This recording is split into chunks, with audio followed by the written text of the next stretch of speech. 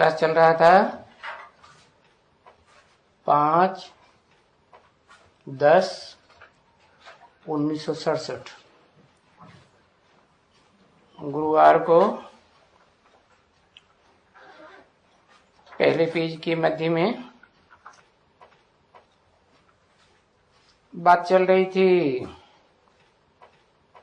कि शांति धाम में कोई आवाज नहीं हो सकती है, वो है ही निर्वाण धाम। और निर्वाण धाम में जाने की प्रैक्टिस अभी यहां करनी है, वाणी से परे होकर रहना है। परंतु वाणी से परे तो तब जावेंगे जब वाणी के द्वारा जो सेवा करनी है वो पूरी हो। क्योंकि बाप भी तो आते हैं, आत्माओं का बाप आते हैं, साकार शरीर का मुख लेते हैं, वाणी चलाएंगे तब तो समझेंगे ना। तो देखो शांति धाम में आत्मा छोटी सी है, वो तो आवाज ही नहीं कर सकती। आवाज तब होती है जब इस 5 तत्वों की दुनिया में आते हैं। 5 तत्वों से बने हुए इस शरीर में जो आर्गन्स हैं उनके द्वारा पार्ट बजाते हैं। देखो ये मुख है ना, तो आवाज हो सकती है। और अगर मुख ही न हो तो आवाज कहां से आएगा? आएगा आवाज कहां से? है नहीं आएगा। तो आत्मा को ये सभी कर्मेंद्रियां मिली हुई है कर्तव्य करने के लिए, कर्म करने के लिए।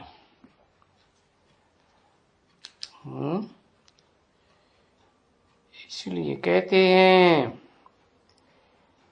कि प्रैक्टिस करो कर्म करते याद करने की। कर्मधारा को छोड़ना नहीं है। जब ये रावण का राज्य है तो जो भी कर्म करते हो तो वो भी कर्म हो जाते हैं।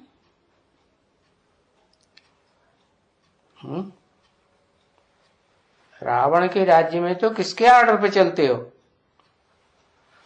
रावण के आर्डर पे चलते हो। रावण का नाम ही है रावण, माने रुलाने वाला। तो उसके आर्डर पे चलेंगे तो कैसे कर्म होंगे? वो तो विकर्म ही कराएगा ना, पाप कर्म कराएगा। छी छी कर्म होते जाते हैं। और बाप आते हैं तुम्हें राम राज्य की दुनिया में ले जाने। तो जिसका राज्य होगा है वो तो फिर रावण के कंट्रोल में नहीं होगा ना। और सो राज्य में जो भी होंगे वो भी यथा राजा तथा प्रजा। तो जब तुम सतयुग में हो तो वहां रावण नहीं है। कौन है? राम है। और राम की मत पर चलने वाले बच्चे राम कहा ही जाता है। जिसमें योगी लोग रमण करते हैं, तो योगी तो तब बनेंगे ना जब योग लगाएं, राम से योग लगाएं। है? कैसे राम से योग लगाएं? जो राम योगियों का ईश्वर हो। तो योग बल में कंट्रोलर होगा या कमजोर होगा? योग बल में ज्यादा ही होगा ना। तो कहेंगे राम का राज्य। और कर्म करते हैं तो फिर राम के राज्य में कर्म करेंगे, क्योंकि राम ही है जो इस मनुष्य सृष्टि का बाप है। इसलिए बाप कहते हैं, राम बाप को कहा जाता है। और कृष्ण तो बच्चा है ना। शिव बाप आते हैं तो भी राम के मुकर्रर रथ में आते हैं तो भी कृष्ण किसका नाम पड़ेगा? है? जब तक कृष्ण की आत्मा संपन्न न बने तब तक राम भी है, उसमें कृष्ण बच्चे का बीज कहेंगे। है? कहेंगे। जब तक राम वाली आत्मा पक्का बाप न बने, पहले तो बच्चा बुद्धि होगी ना। पक्का बाप बने तो पक्का कब कहेंगे? यहाँ कोई स्थूल बीज की बात है क्या? ज्ञान के बीज की बात है ना। तो वो ज्ञान का बीज आता कहां से है? ज्ञान का बीज तो आता ही है अखूट ज्ञान के भंडारी से, जो जन्म मरण के चक्र में नहीं आता है। इसलिए उसमें सारा ज्ञान है। और राम कहो, कृष्ण कहो, जो भी देवताएं हैं, वो तो सब इस सृष्टि रूपी रंग मंच पर जन्म मरण के चक्कर में आते रहते हैं ना। तो वो तो आत्माएं सब सारा ज्ञान भूल जाती है। तो बताया कि आत्माओं का बाप शिव बाप जब इस सृष्टि पर आते हैं और मनुष्य सृष्टि के बाप में प्रवेश करके मुकर्रर रूप से जो रास्ता बताते हैं, उस रास्ते पर चलने से कर्म होंगे, अच्छे कर्म होंगे। और नहीं तो मनमत पर चलेंगे, पराई मत पर चलेंगे। तो पराई मत माने पर किसे कहा जाता है? अरे पर ये देह है स्व है नहीं। स्व तो तब कहें जब इस देह की इंद्रियों के ऊपर स्व माने आत्मा का कंट्रोल हो। अब आत्मा मन बुद्धि को कहा जाता है। मन बुद्धि में अनेक जन्मों के संस्कार भरे हुए हैं। तो ये तीनों शक्तियां मिलकर के है जन्म मरण के चक्र में आने वाली आत्मा कही जाती है। भोगी क्या भोक्ता? भोगी आत्मा। तो क्यों भोगी? वो जो आत्माओं का बाप है वो अभोक्ता क्यों? वो इसलिए अभोक्ता कि उसमें मन तो है ही नहीं संकल्प विकल्प करने का। और जो जन्म मरण के चक्कर में आने वाली आत्माएं हैं उनमें तो क्या मन है। तो मन जब तक भांति भांति के संकल्प विकल्प करता है आत्मा के अंदर, तब तक क्या कहेंगे? रावण राज्य या राम राज्य? रावण राज्य। एक के संकल्प में सारी आत्माओं के संकल्प समा जाएं तब कहेंगे राम राज्य। राम राज्य तो राम के संकल्प किस में समा जाए? हाँ, राम है मनुष्य सृष्टि का बाप, जिसको कहा ही जाता है बाप। तो उसके संकल्प जो हैं वो उसमें समा जाएं, जो उसमें प्रवेश करके उसके अंदर सारा मनन चिंतन मंथन चलाए देता है। क्या मनन चिंतन मंथन मन से चलेगा या सिर्फ बुद्धि से चलेगा? मन से चलेगा ना। बुद्धि तो फैसला करेगी। क्या बुद्धि जो है वो बुद्धिमानों के बुद्धि कौन कहा जाता है? ओ तो ऊपर वाला जो सबसे ऊपर है, सुप्रीम सोल, वो बुद्धिमानों की बुद्धि आकर के वो बुद्धि देता है। क्या मत देता है, श्रेष्ठ ते श्रेष्ठ। उससे जास्ती श्रेष्ठ मत और किसी की हो ही नहीं सकती। तो वो जो मत देता है किसको है? जो भी मन वाली आत्माएं हैं, मनुष्य आत्माएं हैं, उनमें जो सबसे पावरफुल है, जरूर कहेंगे मनुष्य आत्माओं का बाप ही होगा। तो उसकी बुद्धि में ये फैसला होना है। क्या फैसला होना है? कि रावण राज्य में थे तब जो संकल्प चलाते थे, और अभी हमको जो नई नई बातें मिली हैं जिन पर संकल्प चलता है, बुद्धि फैसला करती है क्या राइट है क्या रंग है। तो वो बुद्धि जब जज करे कि सच्चे में सच्ची बात तो एक ही सत्य बाप बता सकता है, जो सदा सत्य है, कभी भी असत्य होता ही नहीं। इस सृष्टि पर भी आता है तो क्या झूठ खंड बनाने वाले रावण के कंट्रोल में रहता है? नहीं। तो रावण के कंट्रोल में तो क्या, रावण के कंट्रोल में जो भी मनुष्य मात्र की आत्मा इस सृष्टि पर है, सबके कंट्रोल से बाहर।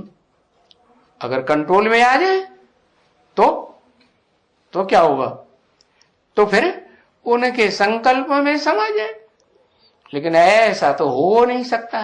क्या जो सत्य है उसके लिए तो कहते हैं सत्य तो सर के ऊपर चढ़कर बोलता है? और आत्मा भी सर में ही रहती है। तो आत्माओं का बाप परमपिता परमात्मा तो सारी ही आत्माओं के ऊपर कंट्रोलर हुआ ना। उसे कहते हैं परमपिता परमात्मा। परमात्मा क्यों लगाया हुआ है?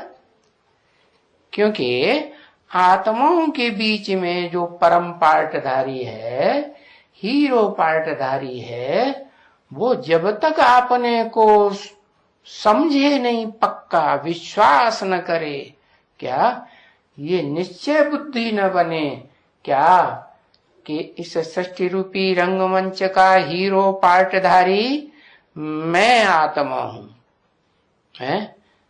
तब तक उसकी बुद्धि में कहेंगे कि वो सत्य का पूरा ज्ञान नहीं हुआ। तो जब वो सत्य का ज्ञान पूरा हो तब कहेंगे पक्का पक्का हीरो पार्टधारी। तो रावण के कंट्रोल में रहेगा कि शिवराम के कंट्रोल में रहेगा? शिवराम क्यों कहा? क्योंकि राम के शरीर में प्रवेश करे तब कहा जाए शिवराम है। या तो कहें कि जिसमें आता है उसके ऊपर रावण का भी कंट्रोल है ना। तो रावण के रूप में जो भी पार्ट बजाने वाली रुलाने वाली आत्माएं हैं, उनमें सबसे पावरफुल आत्मा कौन? जो राम की आत्मा को भी कंट्रोल किए रहती है, ताकि वो अपन को हीरो न समझ के बैठ जाए। है? क्योंकि शास्त्रों में तो दुनिया में यही समझते हैं, भारतवासियों ने जो शास्त्र लिखे हैं, ऋषि मुनियों ने, उन्होंने तो यही समझा है कि भगवान कृष्ण है। कौन है? भगवान कृष्ण है, कृष्ण ही सर्वोपरि है। लेकिन कृष्ण सर्वोपरि है तो नाम फिर कृष्ण क्यों पड़ा? चंद्रमा की भी दो गतियां कहते हैं ना, कृष्ण पक्ष और शुक्ल पक्ष। कृष्ण पक्ष क्यों लगा हुआ है चंद्रमा के साथ? क्योंकि चंद्रमा सूर्य से रोशनी लेता है? सूर्य से रोशनी तो लेता है, लेकिन धरणी माता के प्रभाव में आता है। क्या? छोटा बच्चा होता है ना, किसके प्रभाव में रहता है? बाप के प्रभाव में रहता है कि माता के प्रभाव में रहता है? किसके प्रभाव में रहता है? मां के प्रभाव में रहता है। तो बताया कि वास्तव में तो कृष्ण के रूप में पार्ट बजाने वाली आत्मा वो है जो रावण के रूप में षष्ठी रूपी रंगमंच पर सबसे जास्ती और सदा काल का पार्ट बजाती है, तब तक जब तक राम वाली आत्मा अपने स्वरूप को पूरा न पहचान ले। पूरा पहचान लेती है तो फिर उसके कंट्रोल में रहेगी? है? उसके कंट्रोल में नहीं रहेगी। उसके कंट्रोल में नहीं रहेगी तो फिर क्या वो आत्मा राम वाली आत्मा को प्रभावित कर सकेगी? उसके सर पर सवार होके रह सकेगी? नहीं रह सकेगी। इसलिए दिखाते हैं क्या है? दिखाते हैं कि दो बैलों की जोड़ी है मुख्य। क्या? भारत में गवर्नमेंट बनी ना, कहते हैं स्वतंत्रता मिली, स्वतंत्र गवर्नमेंट मिली, तो दो बैलों की जोड़ी दिखाई। तो एक बैल तो जरूर राइटियस होगा, षष्ठी रूपी गाड़ी चलाने वाला, और एक लेफ्टिस्ट होगा। तो जो राइटियस है उसको राइटियस होने में संघर्ष करना पड़े या नहीं करना पड़े? संघर्ष करना पड़े। और जो लेफ्टिस्ट है वो तो फिर लंबे समय का आदी है। कैसा है?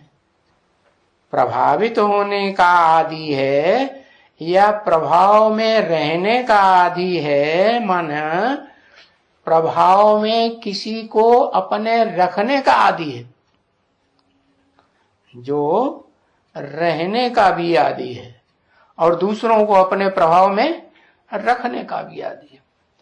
तो वो आत्मा जिसे कृष्ण कहते हैं, जिसे ऋषि मुनियों ने भी समझा है कि सतयुग के आदि में 16 कला संपूर्ण कृष्ण ही सर्वोपरि है, जो पहले इस सृष्टि पर आता है।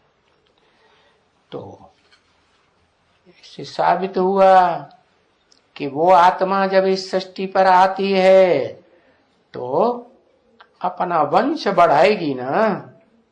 तो इसलिए पूछा कि जो वंश बढ़ाएगी तो वंश इस सृष्टि में देह के आधार पर बढ़ता है या सिर्फ आत्मा बढ़ाती है?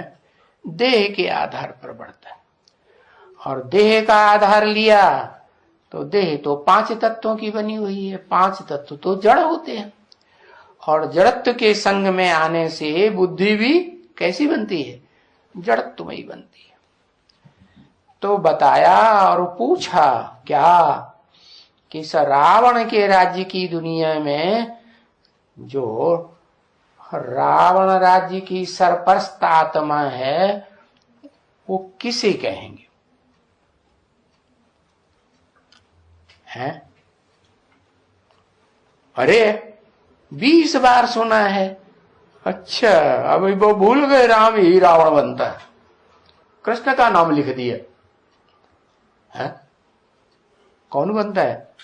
राम रावण बनता है कि नहीं? बनता है? और कब तक बनता है? राम रावण तब तक बनता है जब तक वो अपने आत्मा के स्वरूप को न पहचाने। भले जो सुप्रीम सोल आत्माओं का बाप है वो भी उसमें प्रवेश कर जाए क्या, तो भी जब तक वो अपने स्वरूप को न पहचाने तब तक क्या कहें, इस षष्ठी रूपी रंगमंच पर बड़े से बड़ा पार्टधारी रावण का कौन हुआ? कौन सी आत्मा? क्या कहेंगे? हाँ, जो पूछा जाए सो बताओ। क्या पूछा गया? पूछा ये गया कि शिव बाप भले राम वाले तन में ही प्रवेश करते हैं मुकर्रर रूप से, आदि से लेकर के अंत तक, लेकिन फिर भी राम वाली आत्मा पहचानती है क्या? है? अरे बोलो, प्रवेश करने से पहचान लेती है। हाँ, क्योंकि शिव तो ऐसी आत्मा है जो उससे ज्यादा हल्की फुल्की कोई आत्मा हो ही नहीं सकती। उसके ऊपर तो पापों का कोई बोझा कभी भी होता ही नहीं है। तो वो कब आती है कब जाती है किसी को पता ही नहीं चलता। तो जब किसी को पता नहीं चलता तो राम वाली आत्मा, जिसे कहें मनुष्य सृष्टि का बाप आदम वाली आत्मा, उसको पता चलेगा? उसको भी पता नहीं चलता। उसको कब पता चले? है उसको पता तब चले जब कोई दूसरा मुख हो और उसमें प्रवेश करके शिव बाप सारा ज्ञान की सार से लेकर के थोड़ा बेसिक ज्ञान का विस्तार भी बताए। तो टाइम लगेगा कि नहीं? हाँ, तो टाइम लग जाता है। इसलिए कहते हैं कि जो 4 युगों की शूटिंग होती है, उन 4 युगों में पहले युग की जो शूटिंग है वो संपन्न करने में 40 साल का टाइम लगता है। क्यों 40 साल का टाइम क्यों लगता है? इसलिए लगता है कि वो राम वाली आत्मा जो है वो दोबारा जन्म लेकर के जब तक इस सृष्टि पर ना आए, क्योंकि पिछले जन्म में जिसमें शिव बाप प्रवेश करते हैं और वो पहचान नहीं पाती, तो पाप कर्म ही बनेंगे या पुण्य कर्म बनेंगे? पाप कर्म ही बनते हैं, विकर्म बनते हैं। और वो विकर्म, वो रावण राज्य में सबसे पावरफुल आत्मा है, तो जास्ती पाप कर्म करेगी या कम करेगी? जास्ती करेगी।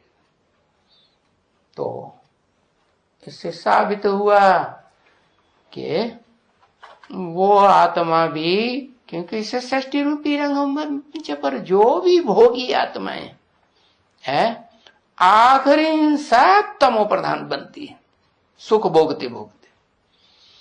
तो जो षष्ठी रूपी रंगमंच का बाप है वो तो बाप ही है, सब बातों में बाप, कि कोई कोई बात में बाप कोई कोई बात में नहीं बाप है, सब बातों में बाप, ऑलराउंड बाप है।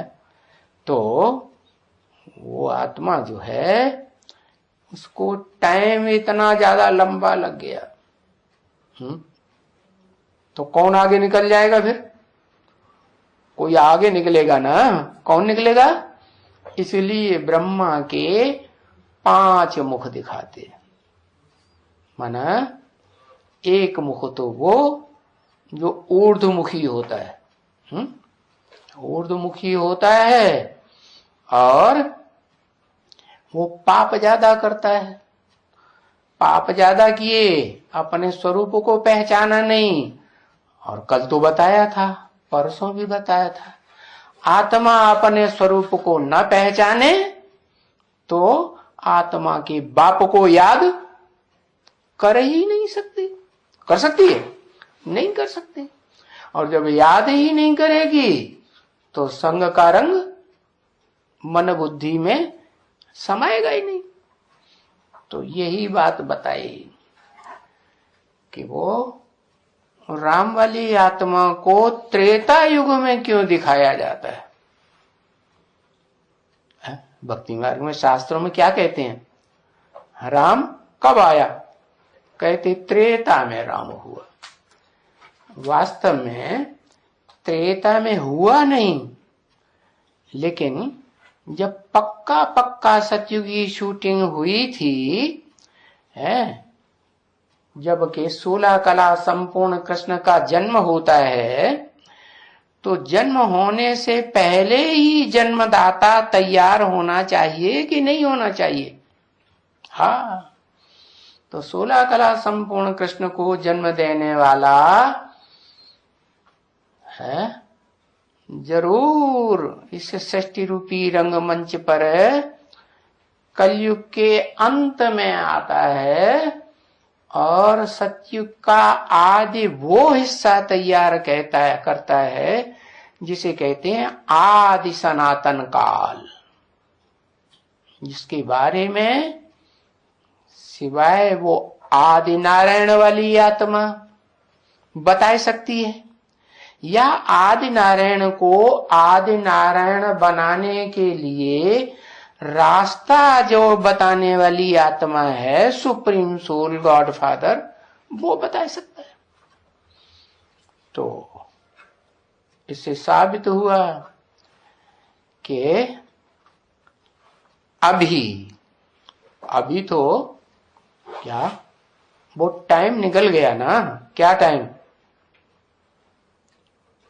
जो 40 वर्ष बताए सत्य की शूटिंग के लिए, कौन सी आत्माओं के लिए? वो बीज रूप आत्माओं की सत्य की शूटिंग जो शिव बाप के डायरेक्ट बच्चे थे। यज्ञ के आदि में भी ओम मंडली में वो बच्चे पहले ही निकले थे। और किससे निकले थे? निकले भी थे उसी ब्रह्म से, जो ऊर्ध्वमुखी ब्रह्म दिखाया जाता है, ब्रह्मा का मुख ऊपर की ओर मुख वाला, उसी से निकले थे। वो बीज रूप आत्माएं फिर कब से जन्म लेना शुरू होती है? शुरुआत की बात बताई 76 से। तो 76 में पहले तो कोई एक ही आत्मा आएगी या ज्यादा आएंगी? एक आएगी। झूठ बोल दिया। बाप ने बताया मुरली में लक्ष्मी नारायण का जन्म कब हुआ? आज से 10 वर्ष कम 5000 वर्ष हुआ। तो सन 76 आता है ना, तो 76 में एक का जन्म हुआ या 2 का जन्म हुआ? माने 2 आत्माएं हैं जिन्होंने पक्का निश्चय किया कि मैं तो नारायण बनने वाला हूं, और दूसरी आत्मा ने निश्चय किया मैं लक्ष्मी बनने वाला हूं। मेरा टारगेट तो पक्का है, बनूंगी तो लक्ष्मी। अब सवाल ये है कि शिव एक मुकर्रर रथ में आता है या 2 में आता है? 1 में आता है? तो शिव जिस मुकर्रर रथ में आता है उसको क्या प्राप्ति होगी? शिव से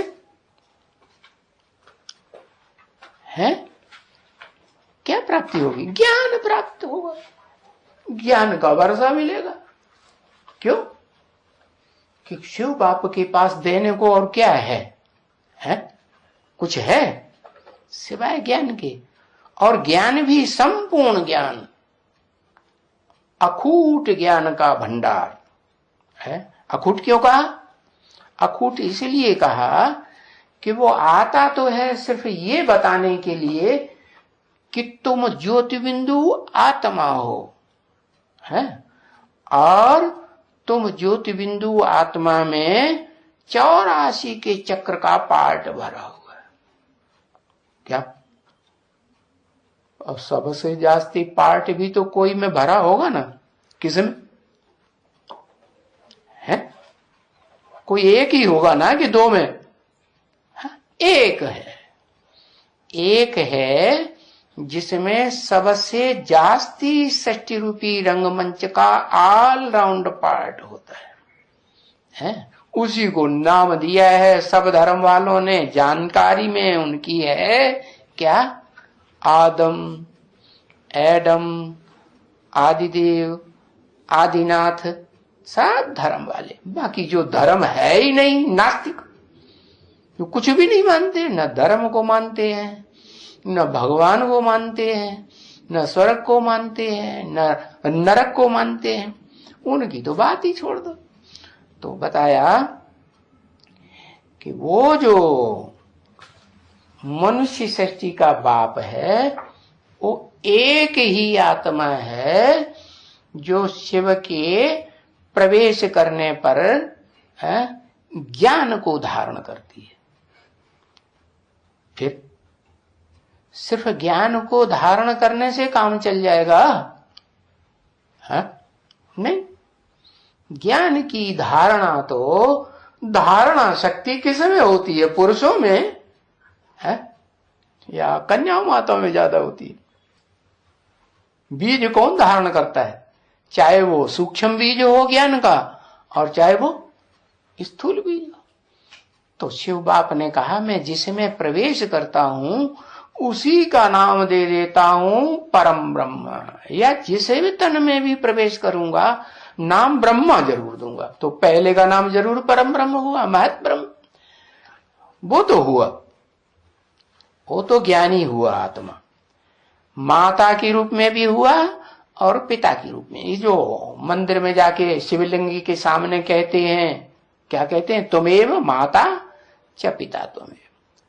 अब कहने वाले ये थोड़े ही जानते हैं कि ये कोई पत्थर का लिंग बनता है, वो कोई माता पिता बनता है। वो समझा नहीं सकते, सब मुझे हुए हैं, ये है क्या?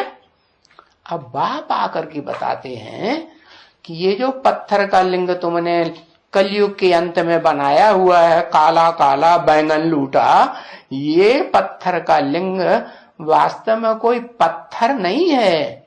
क्या? मिट्टी के कण मिलते हैं, और संगठित हो जाते हैं तो पत्थर बन जाते हैं, वो बात अलग। ये तो चैतन्य आत्मा की बात है कि चैतन्य आत्मा इस षष्ठी रूपी रंगमंच पर जो सबसे जास्ती पुरानी सनातन कही जाती है, वो इस षष्ठी रूपी रंगमंच पर सुख भोगते भोगते अंत में सबसे जास्ती तमो प्रधान बनती है। कब? तब तमो प्रधान बनती है जब इसमें मैं प्रवेश करता हूं। क्या? अरे शिव के प्रवेश करने से तो सत्व प्रधान बनना चाहिए, सात्विक होना चाहिए, तमो प्रधान क्यों बनती है? क्यों बनती है? क्योंकि अपने स्वरूप को पहचानती नहीं। इसलिए बाप कहते हैं पहले तुम अपन को आत्मा निश्चय करो। क्या निश्चय आत्मा करोगे कि मैं ज्योति बिंदु आत्मा हूं, पक्का पक्का तुम्हारे में ज्ञान आ जाए, है? तो अपनी आत्मा के स्वरूप को याद करोगे कि मैं स्टार हूं, ज्योति बिंदु हूं, तो बाप भी याद आएगा। और अपने को याद नहीं किया तो बाप भी याद नहीं आएगा। तो बताया कि वो जो पहली षष्ठी रूपी रंगमंच है, महात्मा है, वो षष्ठी रूपी रंगमंच की पहली आत्मा, वो पहले पहले प्रवेश तो शिव बाप करते हैं, मुकर्रर रथ तो बनता है, लेकिन अपने स्वरूप को नहीं पहचानती। और उसको स्वरूप को पहचानने में कितना टाइम लगता है? 40 साल का टाइम पक्का लग जाता है। एकदम जान जाती है कि कुछ टाइम लगेगा? मन को चिंतन करने में, मनन चिंतन मंथन करने में, बुद्धि को फैसला करने में। आत्मा है ना, मन बुद्धि रूपी आत्मा है ना, तो बुद्धि को भी फैसला करेगी तब जब मन सोच विचार करे। है वो तो अच्छा भी सोचता है मन, बुरा भी सोचता है। अब वो उसे इतना फर्क नहीं पड़ता है फैसला करने का, क्या परखने का कि इस संकल्प में से अच्छा कौन सा है, बुरा कौन सा है। तो इसलिए उसकी जो तुलना है वो सतयुग में जो 16 कला संपूर्ण कृष्ण पैदा होता है, जिसकी तुलना चंद्रमा से कर सकते हैं। क्या कि वो चंद्रमा 16 कला संपूर्ण भी बनता है और कलाहीन भी बनता है? कलाहीन कब बनता है? कलाहीन तब बनता है जब धरणी माता के पूरे परछाया में आ जाता, प्रभाव में आ जाता है। क्या?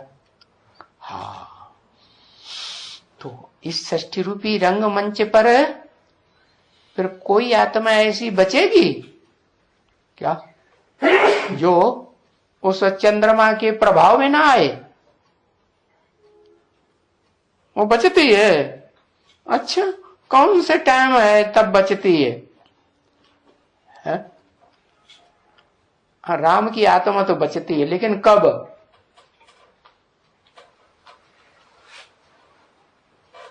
है?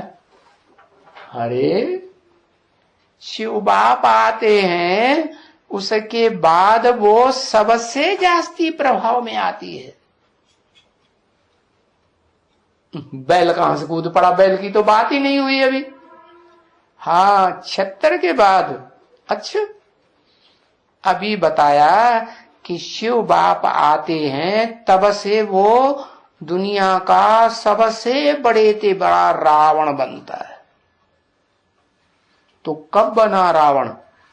राम ही रावण बनता है।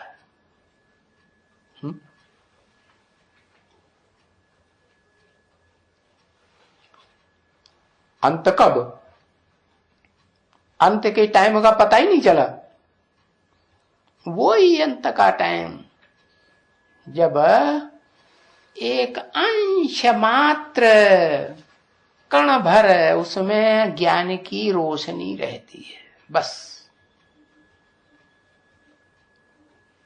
तब जब पूरा ही आत्मा जैसे दीपक होता है ना, उसमें जब बुझ जाती है ज्योति, बुझने को होती है, अगर वो जो बत्ती है ना उसमें पड़ी हुई, उस बत्ती में थोड़ा एक बूंद भी रहेगा तो वो जलेगा, है? और वो बूंद नहीं रहेगा तो नहीं जलेगा। तो वो जो अखूट ज्ञान का भंडार है वो तब ही आता है जब वो जो डोरी है ना स्मृति की, स्मृति कौन करेगी? आत्मा ही करेगी ना। तो स्मृति की डोरी लगभग पूरी की पूरी जलने को आ जाती, धागा कहो, है? तो उस समय क्या कहेंगे? राम सबसे बड़ा रावण बनना शुरू होता है। उससे पहले किसको कहेंगे बड़े से बड़ा रावण? है? अरे गधा को कहेंगे। कौन गधा?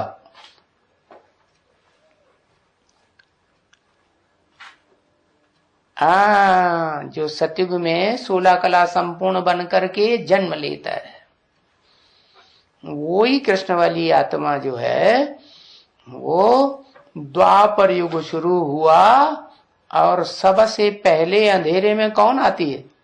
वो ही आत्मा अंधेरे में आती है।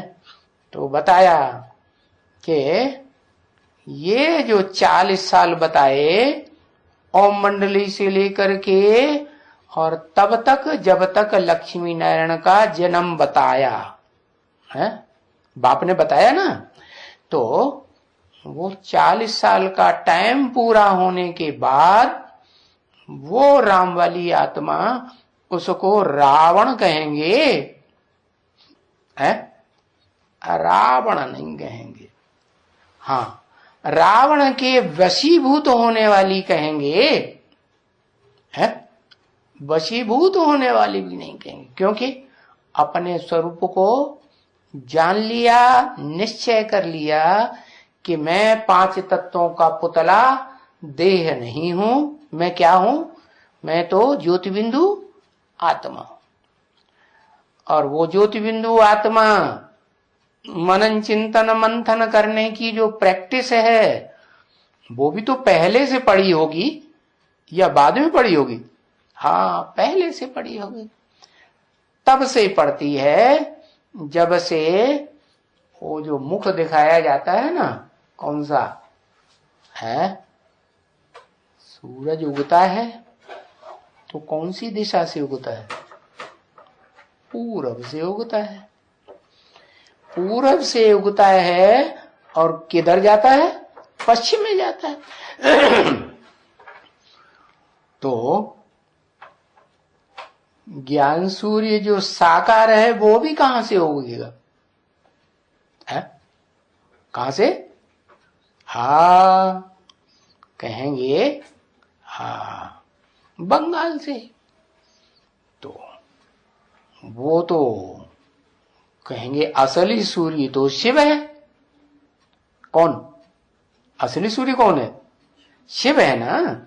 तो शिव जिस स्तन में आता है तो कहेंगे वो हुआ असली सूर्य का स्वरूप है, उसको कहेंगे सूर्य। जैसे गीता में भी बोला है, मैं आता हूं तो पहले पहले ज्ञान किसको देता हूं? सूर्य को देता हूं। तो ज्ञान मिला? जब उसने प्रवेश किया तो ज्ञान मिला? नहीं मिला।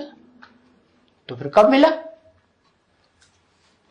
हाँ तब मिला 76 में मिला। 76 में आत्मा समझा, 5 दिसंबर भूल गया। वाह पटे है। हाँ नहीं तो ऐसे कर दे। हाँ क्या 5 दिसंबर भूलना नहीं चाहिए। 5 दिसंबर का मतलब है कि वो राम वाली आत्मा पहले पहले अपने स्वरूप को रियलाइज करती है, क्या कि मैं ज्योति बिंदु आत्मा हूं। उससे पहले और कोई भी आत्मा अपनी भ्रकुटी के मध्य में ज्योति बिंदु को देखने की आदि नहीं हो सकती। तो बताया कि वहां से मन का काम शुरू हुआ। क्या? मनन चिंतन मंथन करने का काम। और वो मनन चिंतन मंथन भी वो आत्मा खुद करती है या कराने वाला कोई गुरु चाहिए? बिन गुरु होय कि ज्ञान, ज्ञान को होय विराग बिनु, गावे वेद पुराण। क्या? तो तुलसीदास के दिमाग में बात तो सच्ची आई, लेकिन समझ कुछ नहीं आया कि ज्ञान आता कहां से है? वही तुलसीदास वाली आत्मा अंतिम जन्म में है, जब 5 दिसंबर होता है तब उसकी बुद्धि में बैठता है क्या कि बिना गुरु के ज्ञान नहीं होता। क्या ज्ञान नहीं होता? तो गुरु कौन हुआ उसका?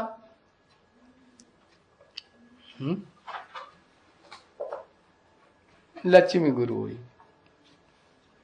बोलो भाई कौन गुरु हुआ? है? ब्रह्मा गुरु हुआ। क्या सारी सृष्टि को जन्म देने वाला कौन कहा जाता है? ब्रह्मा। परम ब्रह्म नहीं कहा जाता। क्या कहा जाता है? ब्रह्मा। दुनिया में भी अम्मा ही तो जन्म देती है? कौन देती है? अम्मा जन्म देती है। अब शिव बाप आते हैं तो उनकी एक अम्मा तो है नहीं, वो तो भारतवासियों की परंपरा डालने के लिए आता है। भारतवासियों में क्या परंपरा है? एक स्त्री मर जाती है तो दूसरी मरी, तीसरी, तीन, चार, पांच शादियां भी कर लेते हैं। करते हैं कि नहीं? हाँ। तो ये परंपरा किसने डाली है? शिव बाप आते हैं तो जिससे पहले ही पुरुष तन में प्रवेश किया तो उसका नाम रखा ब्रह्मा। वो ऑटोमेटिक परम ब्रह्म हो जाता है दुनिया में साबित, क्योंकि पहले तो उसी में प्रवेश किया।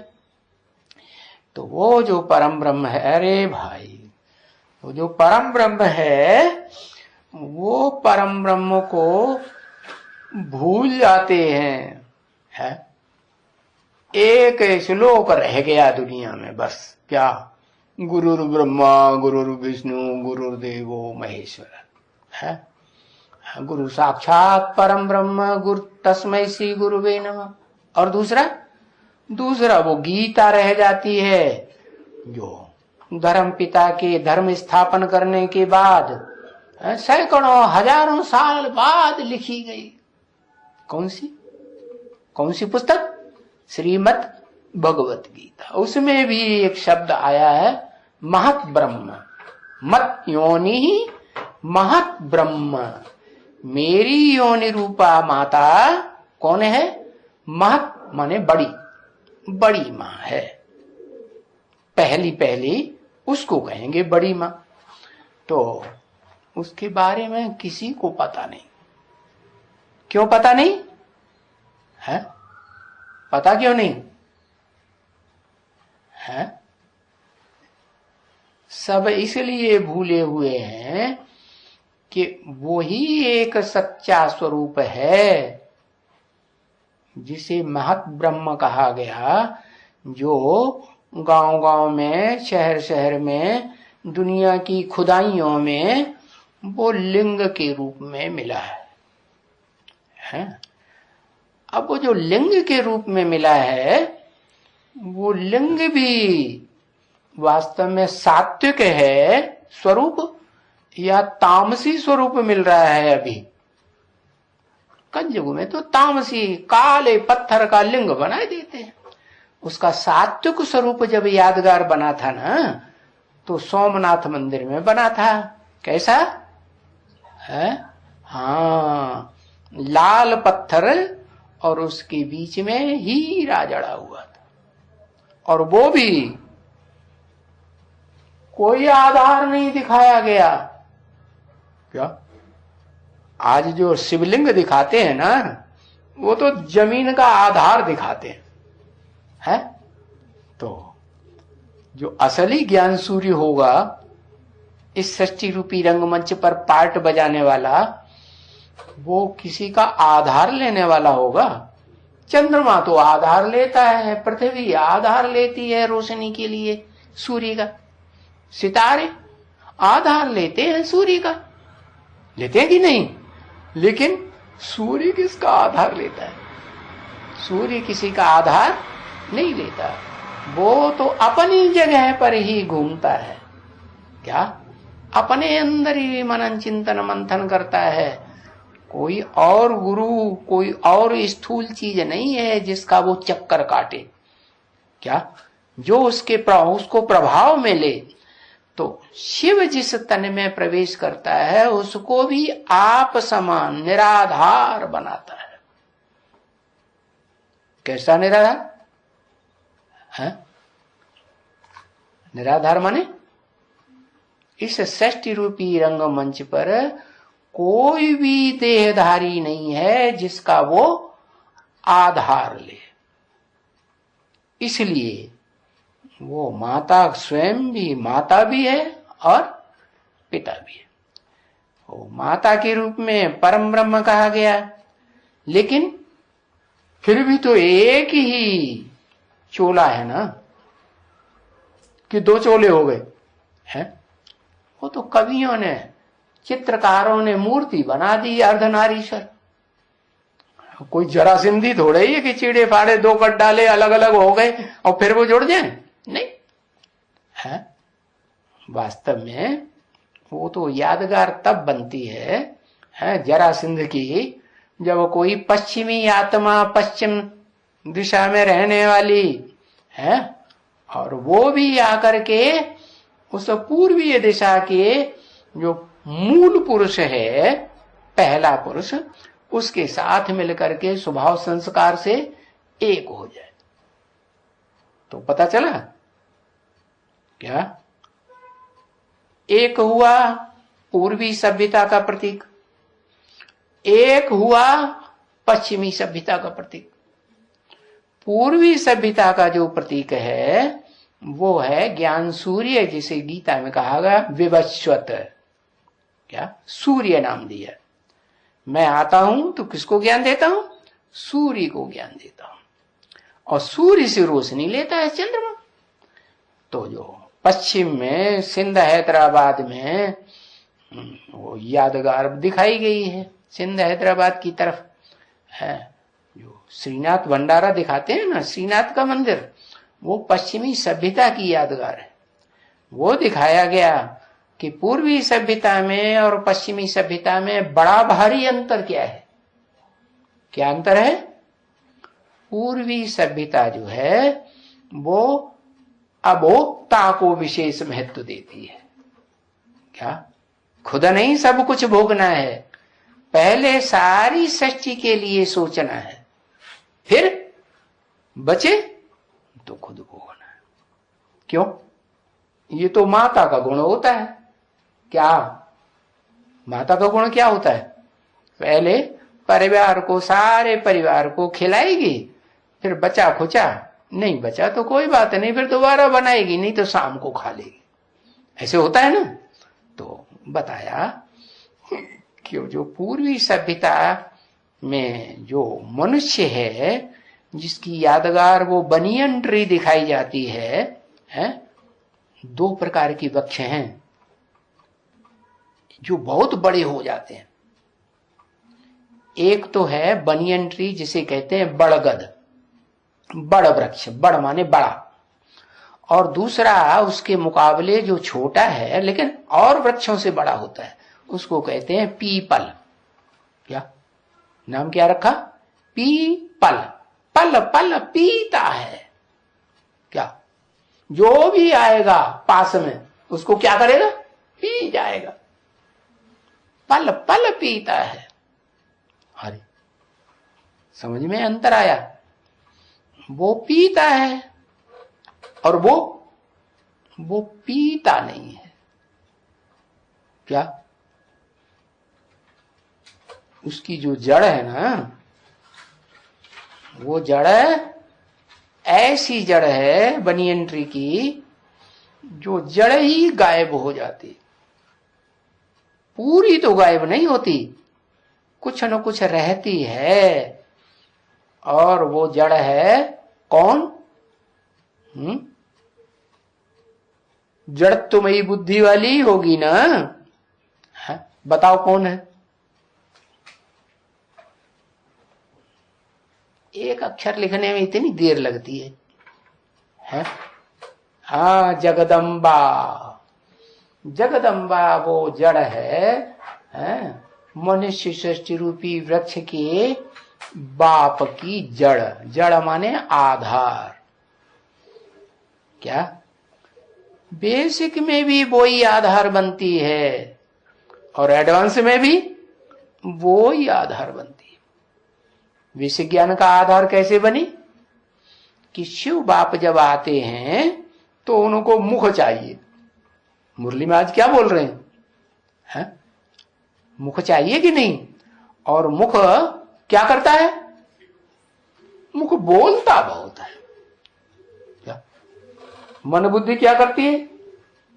मन बुद्धि मनन चिंतन मंथन करती है, बुद्धि फैसला करती है, परखती है। तो शिव बाप जिस तन में आते हैं उसको जब तक ऐसा मुख न मिले, कैसा मुख? जिससे वो जन्म लेकर के ब्राह्मणों के बीच में सबसे ऊंची चोटी का पाठ बजाए।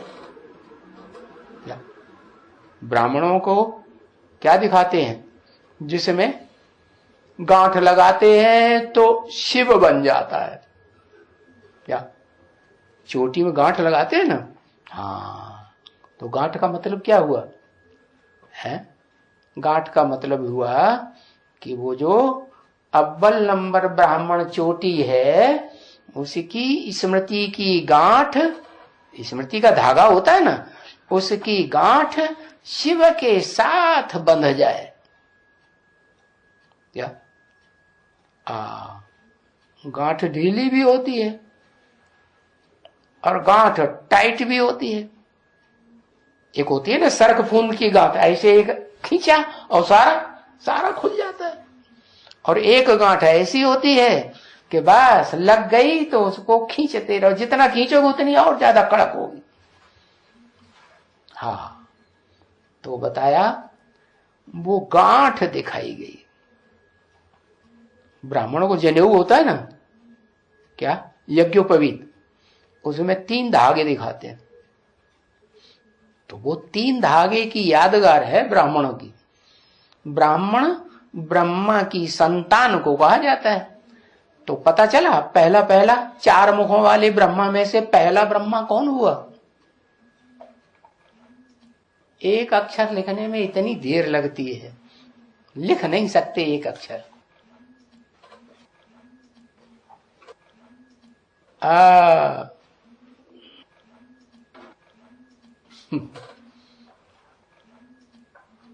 परम ब्रह्म तो तब कहा जाता है 100% जब वो क्या बन जाए, निराकारी स्टेज में बन जाए कि साकारी स्टेज में रहे, तब परम ब्रह्म। असली परम ब्रह्म कब? क्या यज्ञ के आदि में, कि जब यज्ञ संपन्न होने को आ जाए तब। हाँ, जब शिव समान बने, ज्योति बिंदु बने, तब कहा जाएगा। क्या क्या कहा जाएगा? ऐसी आत्मा जो निराकारी स्टेज धारण करते हुए भी शरीर के रूप में इस दुनिया में मौजूद रहे। नहीं समझ में आ रहा है? क्यों नहीं आ रहा है? अरे शंकर को इस सृष्टि पर शरीर के साथ सदा काल दिखाया जाता है कि इस सृष्टि पर उसका शरीर कभी गायब हो जाता है? या बर्फ में दब जाता है? नहीं, इस सृष्टि रूपी रंगमंच पर यज्ञ के आदि में भी वो शरीर था, लेकिन वो तो अपने को पहचानता ही नहीं था। था ना? नहीं था? हाँ, तो कैसे पता चले कि उसको ब्राह्मण चोटी कैसे कहेंगे?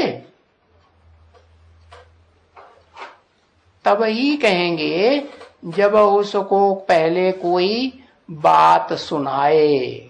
क्या बात सुनाए? कि इस सृष्टि रूपी रंगमंच पर वो ब्रह्मा नामधारी कौन है जिससे सृष्टि रूपी रंगमंच पर पार्ट बजाने वाली चारों युगों में जो भी आत्माएं हैं वो सब प्रत्यक्ष होती है। कौन है?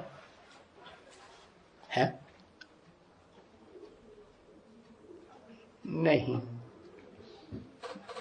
वो जगदम्बा तो तब की बात है जबकि शिव प्रवेश करते हैं तो दो रूपों में प्रवेश करते हैं। क्या? एक में भक्ति का फाउंडेशन पड़ता है और एक में ज्ञान का फाउंडेशन पड़ता है। क्या? दोनों में साथ साथ, क्योंकि नई सृष्टि रचनी है तो प्रैक्टिकल में दो रूप चाहिए या नहीं चाहिए? एक ज्ञान स्वरूप, एक भक्त स्वरूप।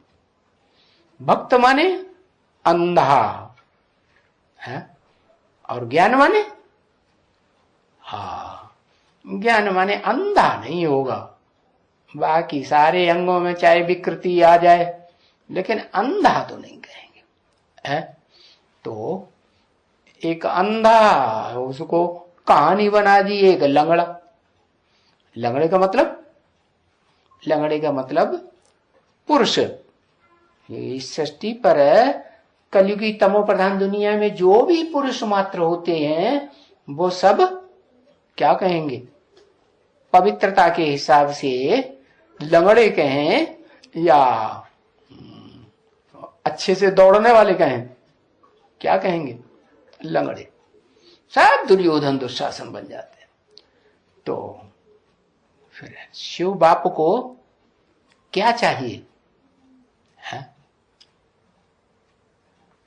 ज्ञानी ही चाहिए सिर्फ? है? कोरा ज्ञानी चाहिए कि धारणावान भी चाहिए? है? धारणावान भी चाहिए, कोरा ज्ञानी भी चाहिए। एक होता है कोरा ज्ञान, सिर्फ क्या कहते हैं? थ्योरी। और दूसरा क्या कहते हैं? प्रैक्टिकल।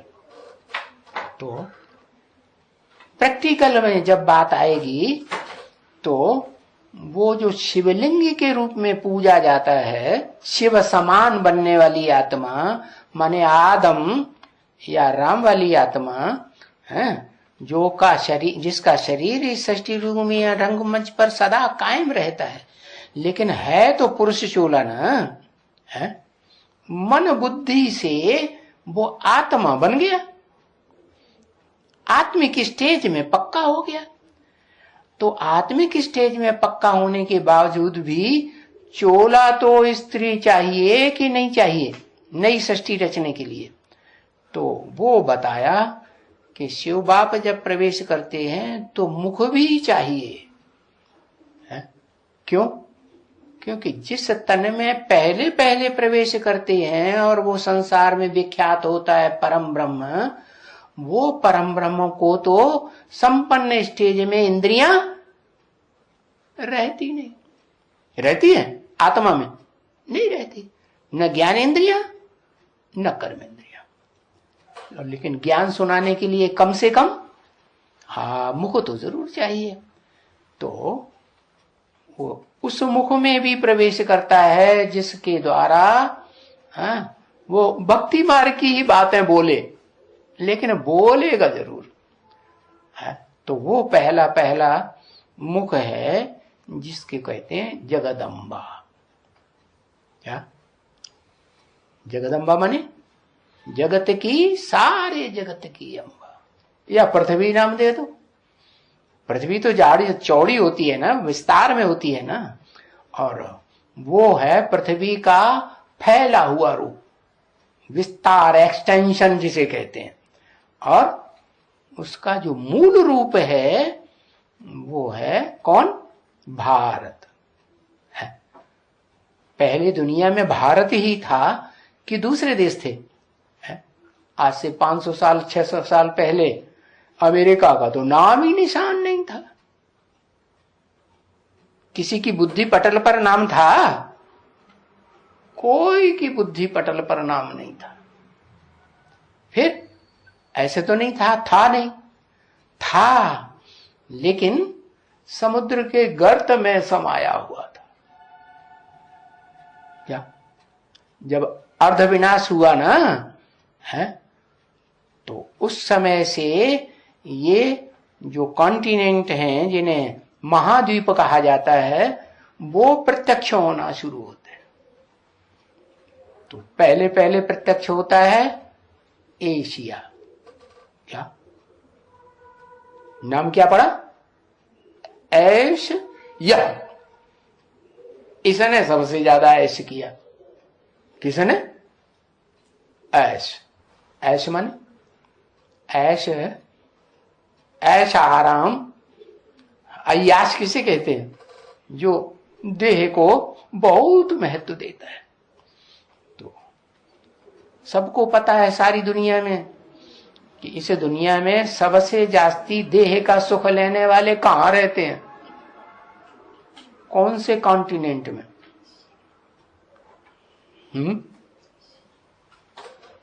हाँ, इस्लामी नहीं रहते हैं। इस्लामी तो द्वापर युग के आदि में हुए कहेंगे।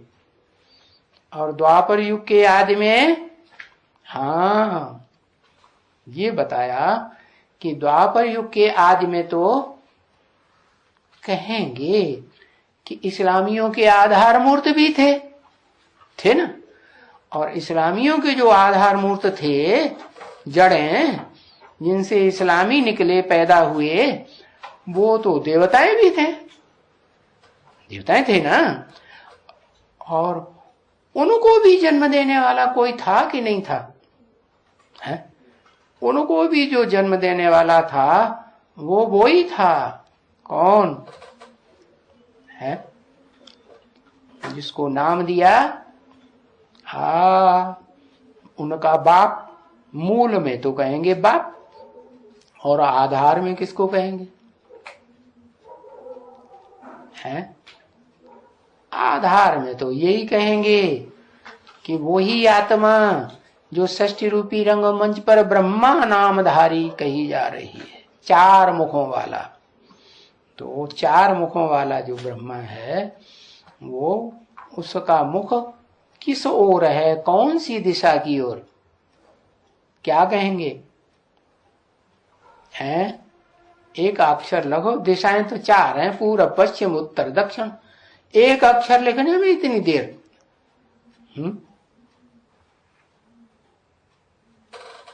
है पश्चिम दिशा की ओर। क्या उसका मुख किस तरफ? पश्चिम दिशा की ओर।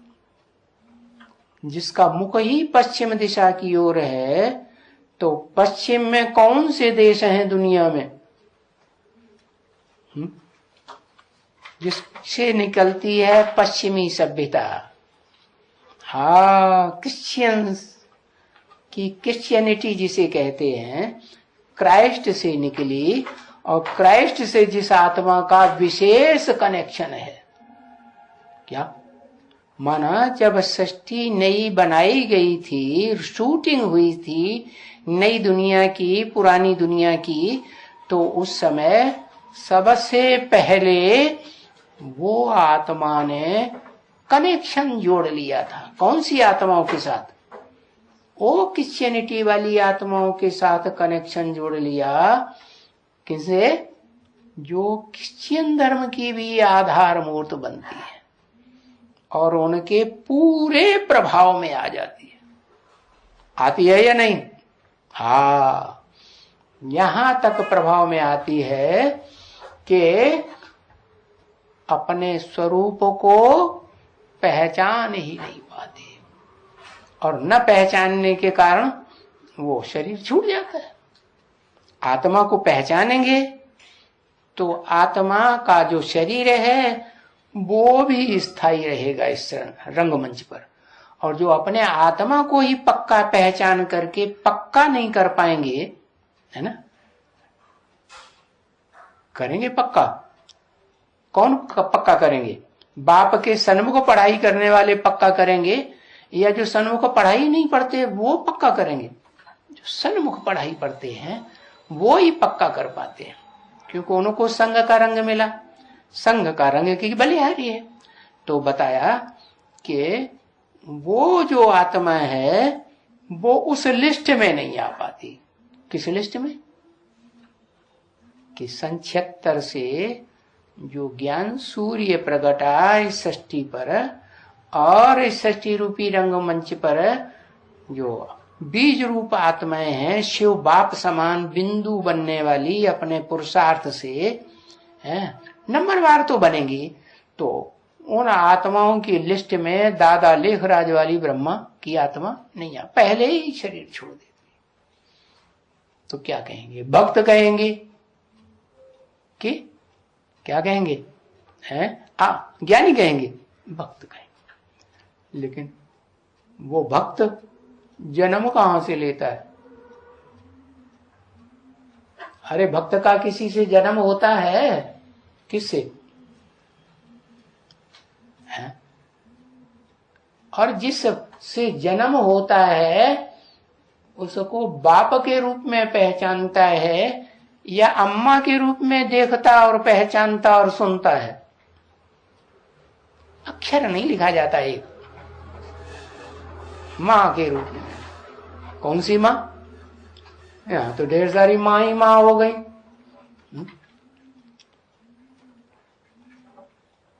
हाँ, जगदम्बा जो यज्ञ के आदि में थी, क्या ओम मंडली में भी थी, आरंभ वहां से होता है। क्या? सुनने सुनाने का। ऐसे नहीं, सुनने सुनाने में ब्रह्मा दादा लेखराज वाली आत्मा ही बीज है। उसका भी बीज कौन हुआ है? उसका भी बीज, उसको भी ज्ञान सुनाने वाली आत्मा थी सन 47 से पहले। कौन? वो ही जगदम्बा, जिस जगदम्बा में शिव बाप ने प्रवेश करके सुनाने का काम किया है। तो उस आत्मा ने सुना भी सुनाया भी। जो सुना, तो जिसने पहले सुना वो ही हो गया सुनने के साथ समझने वाला भी, कि सिर्फ सुनने वाला? क्योंकि शिव बाप आते हैं तो 3 मूर्तियों के बीच में आते हैं, 3 के साथ आते हैं, अकेले नहीं आते। तो किसने सुना और सुनने के साथ समझा भी, और किसने सुना लेकिन उसी समय समझा नहीं।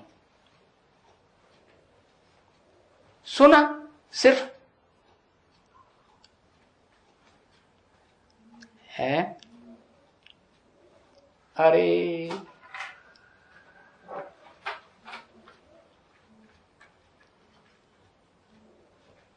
हाँ, जो प्रजापिता के हैं, सारी 500-700 करोड़ मनुष्य मात्र का पिता आदम, एडम, या जिसे भारत में कहते हैं शंकर, शरीरधारी मूर्तिमान, वो आत्मा सुनती है और सुनने के साथ ही साथ समझती भी है।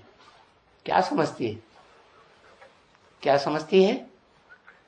हाँ, जो साक्षात्कार सुनाए गए दादा लेखराज के, उन साक्षात्कारों को समझा और सुनाया। क्या सुनाया? कि इन साक्षात्कारों का, जैसे स्वप्न होते हैं ना, तो उनका अर्थ होता है। स्वप्न के जानकार होते हैं तो वो बताते हैं ये स्वप्न का ये मतलब होगा। तो ऐसे ही वो प्रजापिता वाली आत्मा में शिव ने प्रवेश करके वो बात सुनाई। क्या सुनाया? कि इन साक्षात्कारों का ये अर्थ है कि जिसको साक्षात्कार हुए हैं वो ब्रह्मा के रूप में पार्ट बजाएगा इस सृष्टि पर है, और वो सारी सृष्टि उसी से जन्म लेगी। क्या? तो देखो कैसी वंडरफुल बात हुई है। जो सुनाने वाला है वो नहीं उस लिस्ट में आया। किस लिस्ट में? जो सारी सृष्टि को जन्म देने वाला साबित हुआ नहीं हुआ। तो कहेंगे सुनने सुनाने में जो बीज रूप आत्मा है वो ही माता वाली आत्मा जो यज्ञ के आदि में थी, जिसने ब्रह्मा की बातों को सुना और आदम को सुनाया। आदम को सुनाने वाला सुनने वाला, सुनने वाला भी और सुनाने वाला भी वो हुआ जगदम्बा। लेकिन उसने सुना सुनाया तो बल बल बल बल बल बल करके सुना भी दिया, लेकिन क्या समझा? और एक तीसरी मूर्ति और भी थी, उसने समझा तो, लेकिन पक्का समझा नहीं। निश्चयात्मक बुद्धि से समझा नहीं। उस समय समझा होता तो फिर वो दोनों आपस में बतिया के बताती कि ये बात ऐसे नहीं होनी चाहिए, ऐसे होनी चाहिए।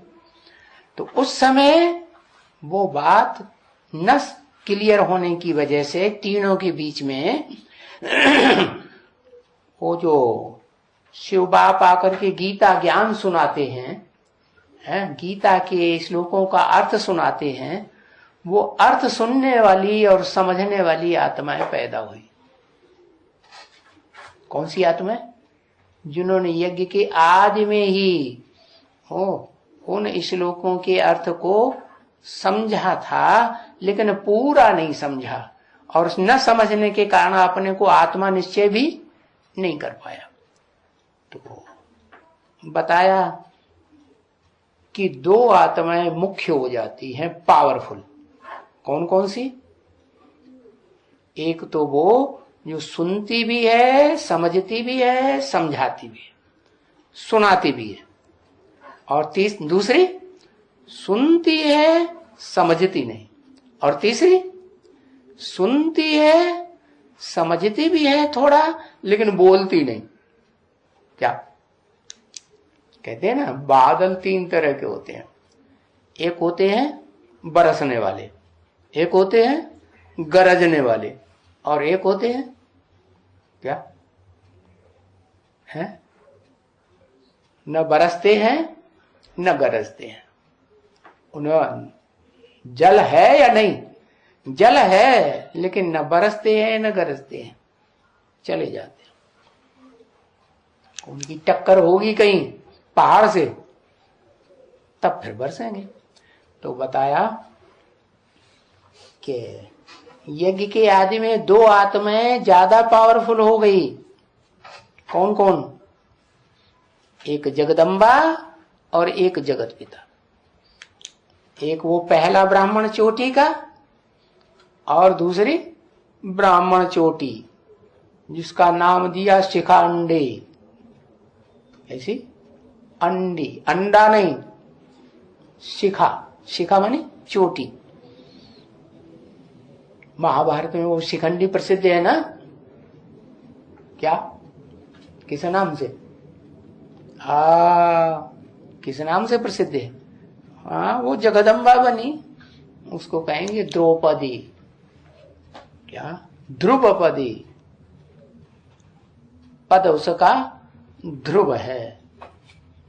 उसका पद ध्रुव है या उसके बाप का भी पद ध्रुव है?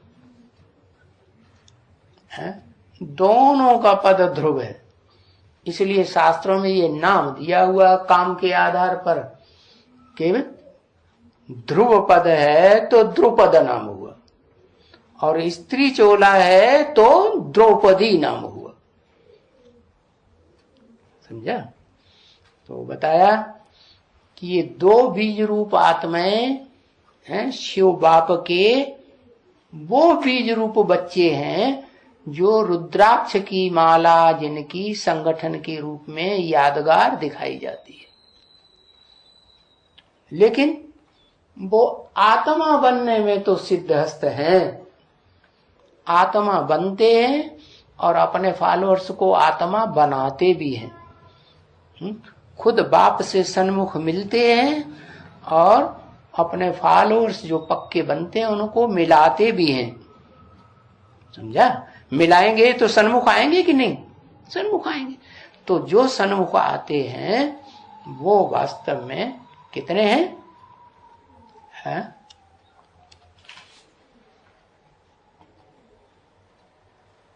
जो पहले पहले रुद्रमाला बनती है वो है, अरे 4.5 लाख में तो विजयमाला भी है, जो पहले पहले समझती ही नहीं है। 2.25 लाख। तो 2.25 लाख वो ऐसे सितारे हैं धरती के, चैतन्य सितारे, जो डायरेक्ट ज्ञान सूर्य बाप से ज्ञान सुनते हैं। उनमें सबसे नजदीक के सितारे शिव बाप के कौन कौन हैं? जो सबसे नजदीक हो।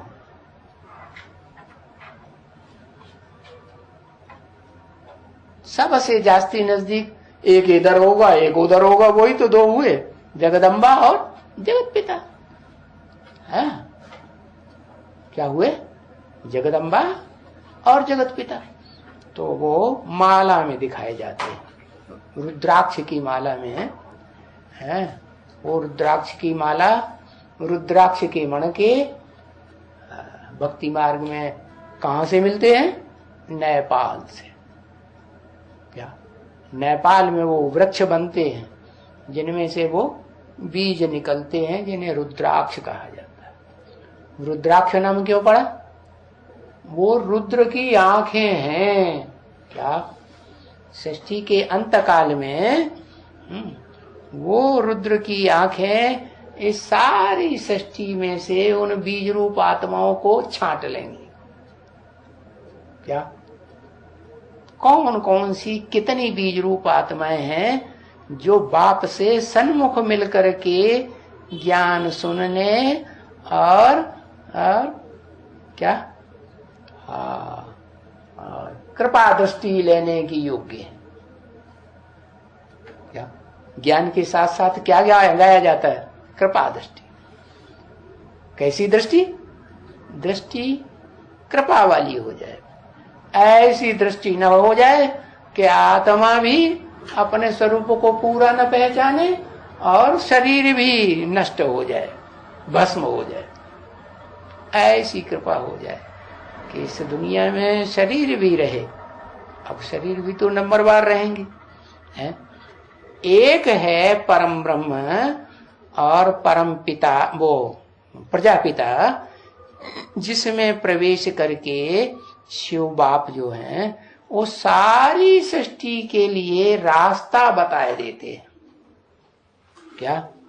वो तो ऐसा शरीर रूपी आत्मा, शरीर के साथ आत्मा है जो इस सृष्टि रूपी रंगमंच पर सदा काल ऑलराउंड पार्ट बजाने वाली है।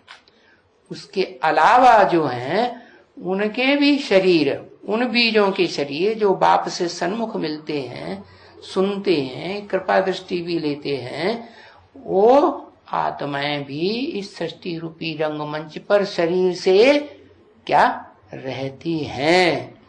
और सिर्फ वही नहीं रहती हैं, उन आत्माओं के साथ वो आत्माएं भी रहती हैं जो स्त्री चोले की कही जाती हैं, जन्म जन्मांतर की। एक जन्म की नहीं, जन्म जन्मांतर की। माना अनेक जन्म उन्होंने स्त्री चोले धारण किए। पुरुष चोले भी मिलते हैं लेकिन ज्यादा जन्म उन्होंने स्त्री चोले धारण किए। धारणा शक्ति, धारणा किस में होगी? धरणी में होगी या बीज में होगी? बाप में होगी। बाप में धारणा नहीं होती, माता में धारणा होती है। तो वो माताएं भी उन बीज रूप आत्माओं के साथ मिलकर के उनके समान ही जैसे बन जाती है। कैसी बन जाती है? उनकी भी बीज रूप स्टेज बनती है। क्यों? धारणा के आधार पर। ज्ञान को धारण करना ज्यादा श्रेष्ठ है या ज्ञान को सुनना सुनाना और समझना समझाना ज्यादा श्रेष्ठ है? रावण किसे कहा जाता है? रावण उसे कहा जाता है जो ज्ञान सुनता सुनाता बहुत है और बड़ा जहीन भी होता है, समझता भी है, समझाता भी है, लेकिन धारणा में नहीं आता। और दूसरी ऐसी है कि बुद्धि की कमजोर है, मंद बुद्धि है। तो भक्ति मार्ग में शास्त्रों में नाम पड़ा मंद उदरी। उदर माने पेट। बुद्धि रूपी पेट कैसा है? भले मंद है लेकिन धारणा में तीखी है।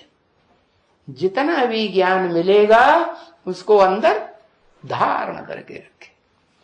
तो वो आत्माएं कही जाती हैं विजय माला वाली, जो विजय दिलाती हैं। क्या राम जो रावण बन जाता है, उस रावण को भी, दुनिया का सबसे बड़ा रावण जो बनता है, उस रावण को भी विजय दिलाई देती है। नंबरवार आत्माएं, वो भी माला का संगठन है, उसको कहते हैं विजय माला। विजय माला माने विजय दिलाने वाली आत्माओं का, मणकों का संगठन रूपी माला।